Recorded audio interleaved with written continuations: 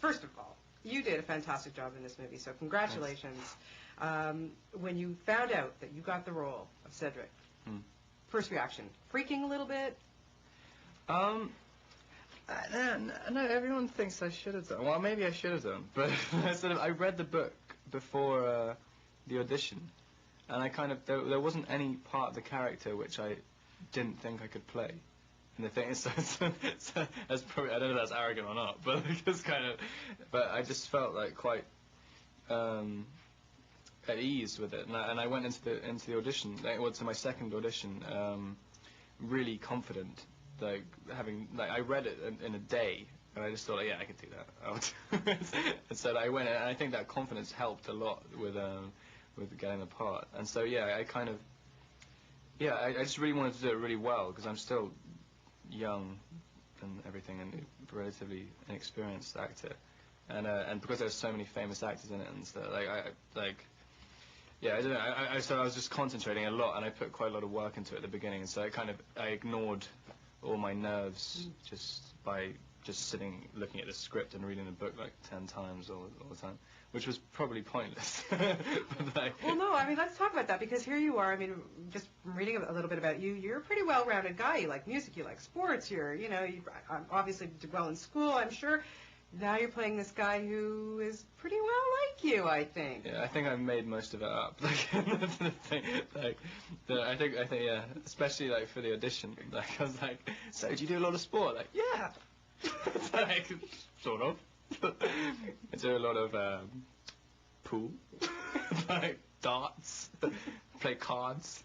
Hey, it works. But yeah, I don't know. Yeah, I don't know.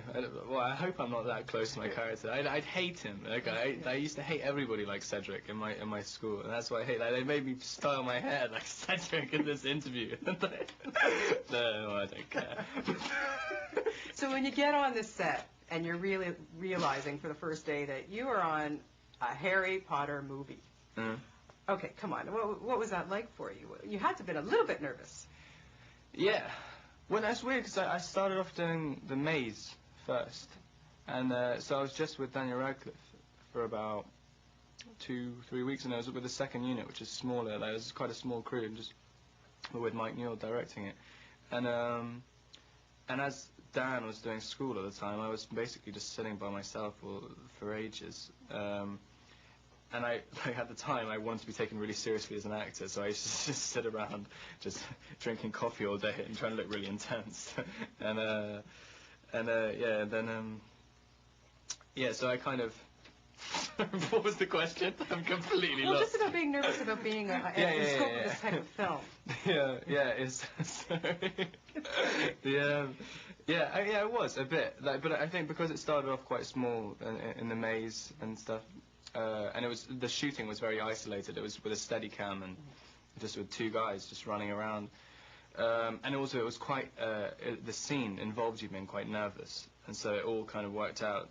And then all the big scenes and all the big adult actors, they all came after a month into it, and so I knew the crew and I knew most people, so I was quite comfortable by that point. So it all worked out quite nicely. Now tell me about when you first met Daniel Radcliffe. I mean, I'm sure that the older veteran actors kind of made you guys feel pretty well at home.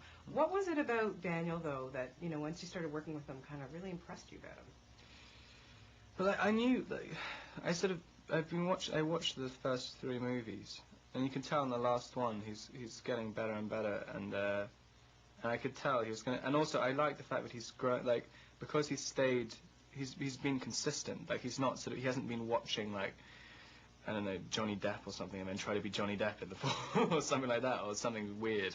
He's been consistent in his character, and if he does that through all 7, it'll be really interesting. And I think I knew, because he's really good in this one, and I knew from the beginning that he'd be really good, and especially when I was doing scenes when he's holding my body and stuff, I was quite moved by what he was doing, and and because he's not that young anymore, but he was quite young, and I was really impressed by it. And he's and also the fact that he has to switch between doing school for 5 hours and then immediately get called onto set to do anything.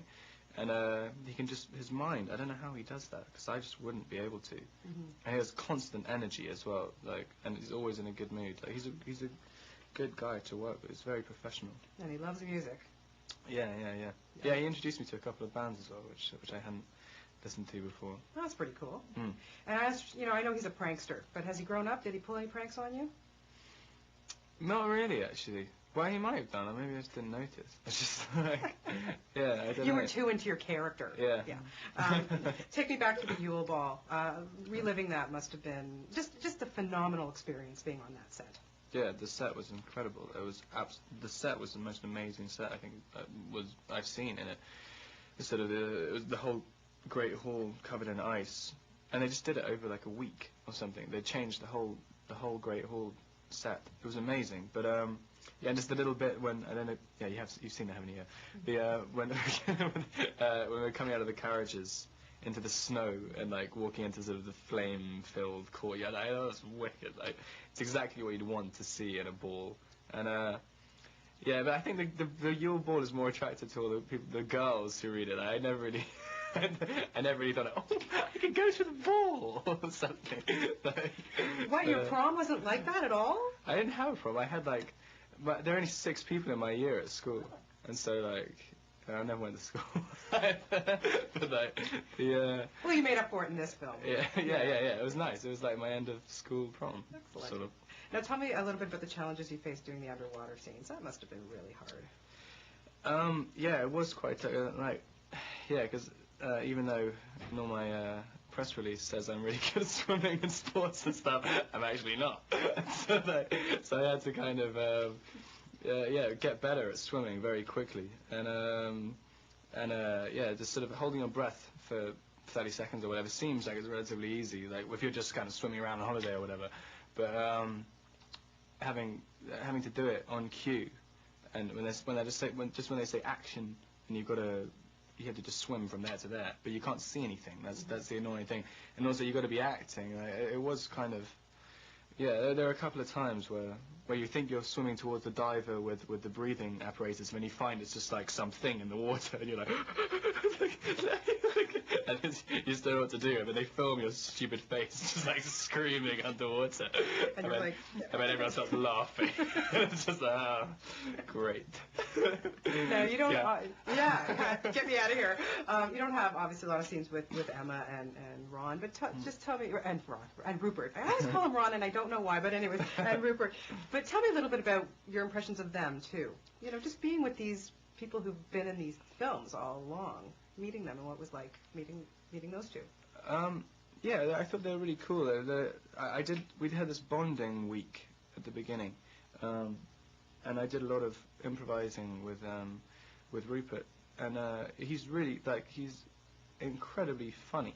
Like he's just as a real person, and just because he's funny in the film, obviously, but he's like really versatile doing acting, and like Emma as well. Like she just does it. Like she's an actress, and she always has been, and she's just an incredibly intelligent young person, and they're very impressive people. This has obviously had to have hit you. I mean, this is massive movie worldwide. I don't think there's anybody on the planet, in any country around the world, somebody has seen this film, right? Is that starting to sink in, and are you thinking about what's going to happen to you after people start seeing you in this movie? I mean, I know you've done other things, but this is a big one. Yeah. Yeah, I don't know. I don't know how to deal with it. Like, it's sort of because it's all so enclosed at the moment because it hasn't been generally released. And like just seeing the poster, and I was like, oh, that's a good poster. But like you don't really think about it. Just strangers seeing it, going, hey, that guy on the poster. Like it's kind of, I don't know. I don't really know what it's going to be like at all. Mm-hmm. Are you ready to take the leap to North America and possibly start making films there, or what's your goal now? Well, I've been staying in LA for a little while, and I'm going back in a couple of weeks. But I got an LA agent the other day, so so hopefully something will happen. Well, I'm sure we will be speaking to you again. You did a wonderful job in this, and keep up the great work. It's lovely to talk to you. Thanks. Thank you. Nice to meet you. Nice to meet you. Thank you. Hi.